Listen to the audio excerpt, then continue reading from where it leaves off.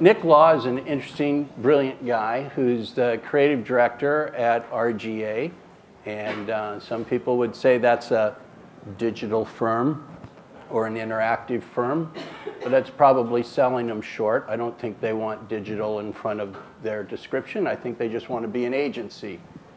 And they have 86 writers. They have over 1,000 people on their staff. They're the 34th largest agency in the United States. So, you know, it's a sizable, successful entity. And I was asking Nick a little bit about his past, and he said, you know, well, I worked at Pentagram London back when they were relevant.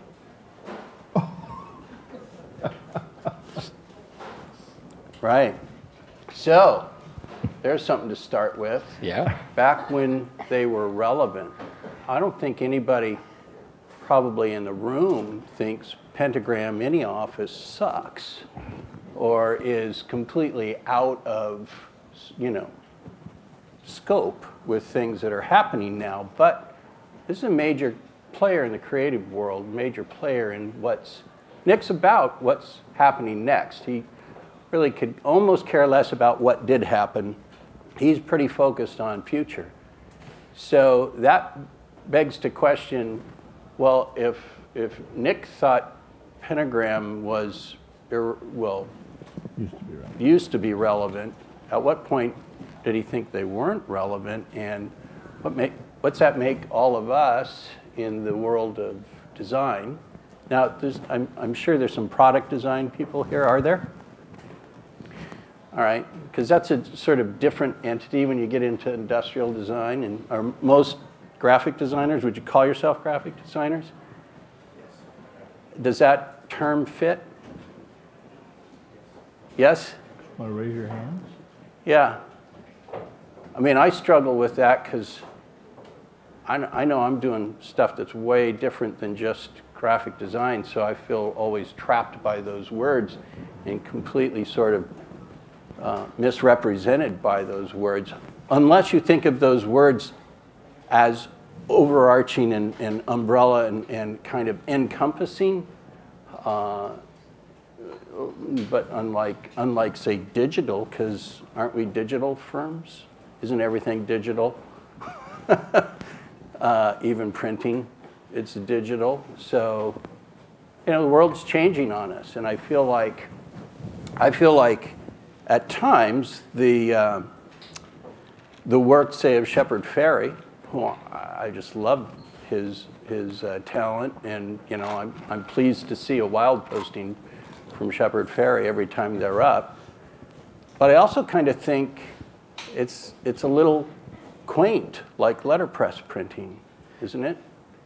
I mean, it's certainly not showing up on your iPad, or at least he's not making it for that purpose. So, you know, world's changing, things are happening, and I mean, I'm interested in anybody chiming in on, are you pissed off at Nick Law? Should have made him come. You should have made him. Yeah. Do you think he's right? Are you afraid of what he said, given who he is and who they are, who he represents?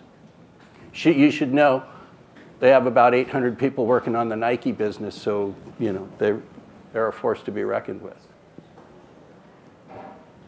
Anybody? I mean, I think your comment on the graphic design as a title is definitely an interesting topic, because I think I struggle with that, and people say, what do you do? It's like, well, I'll do web, I'll do digital, I do graphic design, you know, and I think it is an all-encompassing term that's changing as the meaning is changing. Yeah. Yeah. So I don't know how you guys handle that in your everyday and describe what you do. Kit, what do you say? What do you call yourself? Well, I'm an old dog, so I still call myself a graphic designer. Do you say that with any reluctance? Not really, because I think that graphic has to do with understanding the whole and things that are visual, and that design has to do with planning things.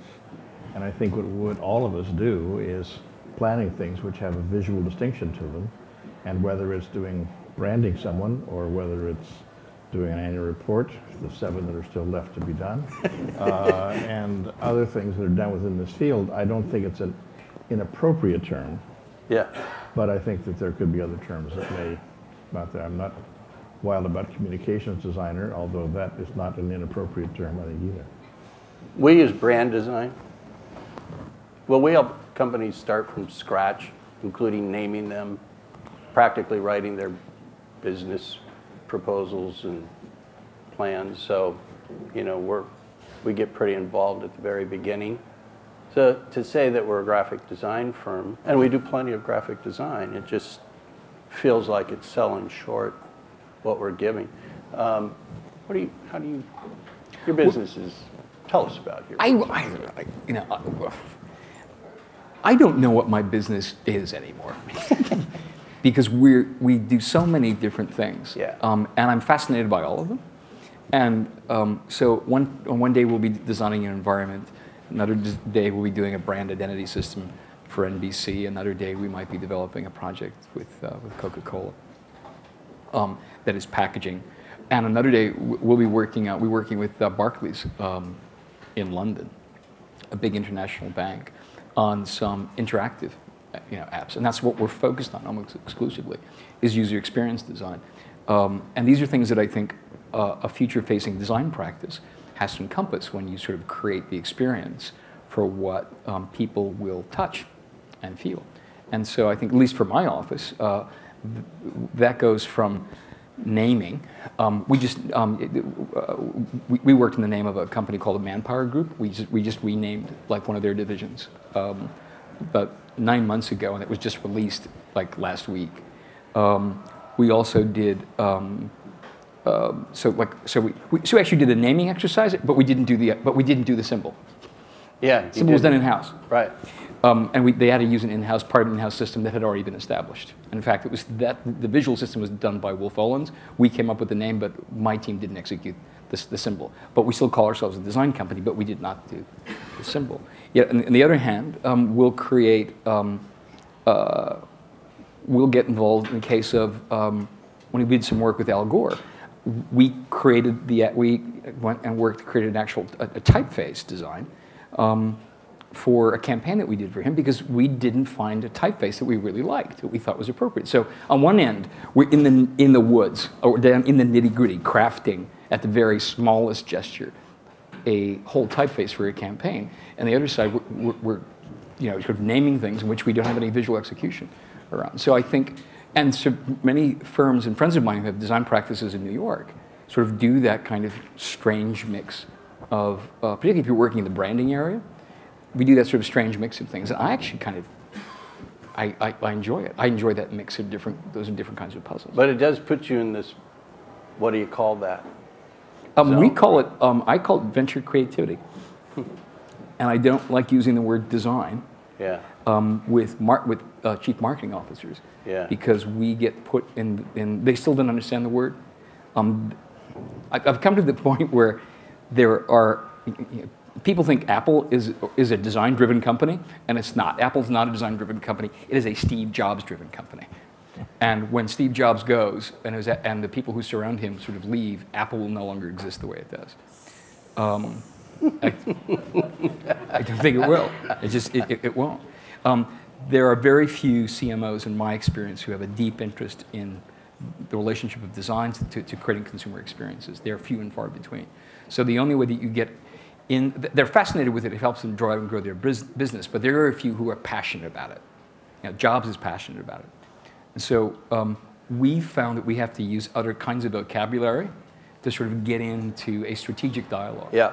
Because if they put us in the design category, we will often be left out of opportunities that are things that we can actually do, but they'll slot us in with the people who do graphics. Right? Absolutely. Do earlier on. I think there's we were always being challenged with having to compete with what was called a strategic design firm. We're always up against a strategic design firm. If you're a really good designer, you can't be anything but strategic. So it was like being up against a design firm. So it was a weird weird mix of terminology. But I get it, it's from an MBA speak. Yeah, but if you saw any of those firms that had strategic design associates who were anyone that had the word strategy in their name was shit. Well, was yeah. consistently Talent and strategy don't always align, do they? They sometimes do. They Sometimes do. But in many cases, particularly on projects on large brands, they want to know that you've assembled some insight around what consumers are looking for, what's going on in the retail ecosystem, what's going on in the digital ecosystem. They want to know that you've aligned these different forces so your solutions come out of some insight and not only personal aesthetic or design ambitions. So